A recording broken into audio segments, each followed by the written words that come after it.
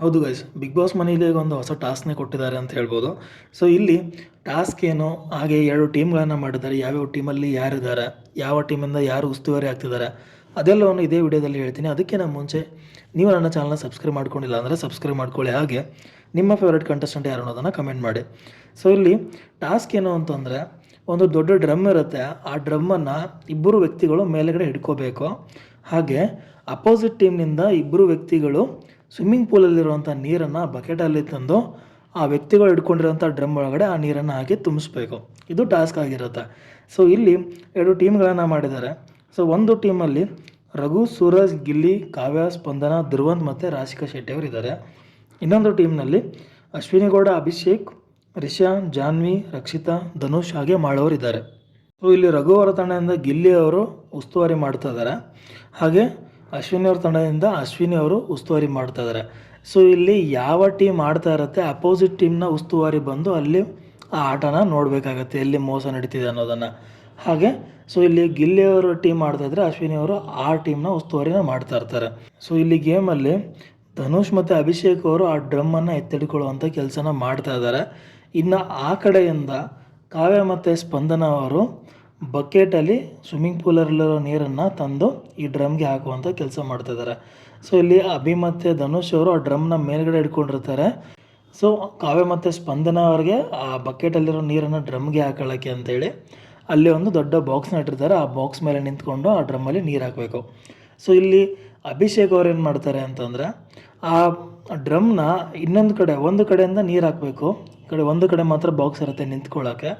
ಅದಕ್ಕೆ ಏನು ಮಾಡ್ತಾರೆ, ಇಬ್ಬರು ಹೈಟ್ ಕಮ್ಮಿ ಇದೆ, ಆ ಡ್ರಮ್ನ ಆ ಕಡೆ ತಿರುಗಿಸೋಣ ಅಂತೇಳಿ ಆ ಡ್ರಮ್ನ ಆ ಕಡೆ ತಿರುಗಿಸ್ತಾ ಇರ್ತಾರೆ. ಸೊ ಆ ಕಡೆ ತಿರುಗಿಸಿದ್ರೆ ಇವ್ರಿಗೆ ಡ್ರಮ್ಮಲ್ಲಿ ನೀರು ಹಾಕೋಕ್ಕೆ ಆಗೋಲ್ಲ.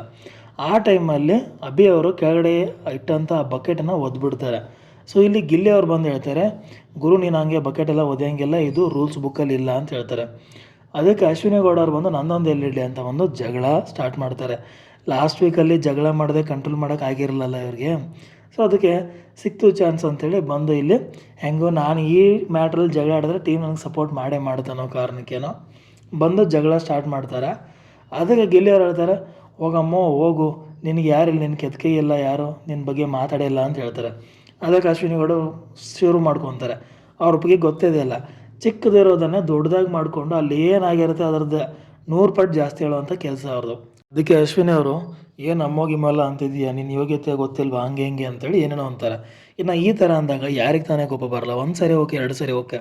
ಗಿಲ್ಲಿ ಏನೂ ಅಂತ ಇಲ್ಲ ಅಂತೇಳಿ ಯಾವಾಗಲೂ ಇದೇ ಥರ ಅಂತ ಇದ್ರೆ ಅದಕ್ಕೆ ಗಿಲ್ಲಿಗೂ ಕೋಪ ಬರುತ್ತೆ. ಕೋಪ ಬಂದು ಹೇಳ್ತಾರೆ, ಜಾಸ್ತಿ ಬಡ್ಕೋಬೇಡ, ಬಿ ಪಿ ರೈಸ್ ಆಗಿ ಹೋಗ್ಬಿಟ್ಟಿಯಾ ಅಂತ ಹೇಳ್ತಾರೆ. ಇದೇ ಮ್ಯಾಟ್ರಿಗಿನ ಅಶ್ವಿನಿ ಗೌಡ ಅವರು ಇನ್ನು ಕಿತ್ತಾಡಕ್ಕೆ ಬರ್ತಾರೆ. ಫುಲ್ಲು ಜಗಳ ತುಂಬಾ ಜಾಸ್ತಿನೇ ಹೋಗುತ್ತೆ. ಫುಲ್ಲು ಲೈಕ್ ಅಶ್ವಿನಿ ದೊಡ್ಡದಾಗಿ ಕಣ್ಣು ಮಾಡ್ಕೊಂಡು ಬಂದು ಹೆದರ್ಸಕ್ಕೆ ನೋಡ್ತಾರೆ. ಅದಕ್ಕೆ ಗಿಲ್ಲಿ ಅವ್ರು ನಿನ್ನ ಕಣ್ಣು ದೊಡ್ಡ ಮಾಡ್ಕೊಂಡ್ರೆ ಇಲ್ಲಿ ಯಾರು ಹೆದರ್ಕೊಳ್ಳೋರಲ್ಲ ಅಂತೇಳಿ ಅವ್ರೂ ಮಾತಾಡ್ತಾರೆ. ಸೊ ಇಲ್ಲಿ ಅಶ್ವಿನಿ ಗೌಡ ಅವ್ರದ್ದು ಇದ್ದಿದ್ದೇನೆ ಯಾವಾಗಲೂ ಇದು, ಒಂದು ಉಸ್ತುವಾರಿ ಮಾಡುವಾಗ ನೈಸಾಗಿ ಸೈಲೆಂಟಾಗಿನೂ ಚೆನ್ನಾಗಿ ಮಾತಾಡ್ಬೋದು, ಅದಕ್ಕೆ ಯಾಕೆ ಯಾವಾಗಲೂ ಕಿರ್ಚಾಡಲೇಬೇಕು. ಆಮೇಲೆ ಗಿಲ್ಲಿ ಅಂದರೆ ಅದು ಮುಂಚೆ ಅಂದರೆ ಉರಿ ಅಂತ ಇದ್ದೇ ಇದೆ, ಗಿಲ್ಲಿನೂ ಅಷ್ಟೇ ಉರ್ಸೋಕೆ ರೆಡಿ. ಇನ್ನು ನಿನ್ನೆ ಮ್ಯಾಟ್ರಲ್ಲೂ ಗೊತ್ತು ನಿಮಗೆ, ಗಿಲ್ಲಿ ಅವ್ರಿಗೆ ಆ ಒಂದು ಟೇಬಲ್ನ ಕ್ಲೀನ್ ಮಾಡೋಕೆ ಅಶ್ವಿನಿ ಅವ್ರು ಹೇಳ್ತಾರೆ. ಆವಾಗ ಅವರು ಕಾಲ ಮೇಲೆ ಕಾಲು ಹಾಕೊಂಡು ಕೂತ್ಕೊಂಡಿರ್ತಾರೆ. ಆಮೇಲೆ ಗಿಲ್ಲಿ ಅವ್ರಿಗೆ ಸಾರಿ ಕೇಳಬೇಕು ಅಂತ ಬರುತ್ತೆ.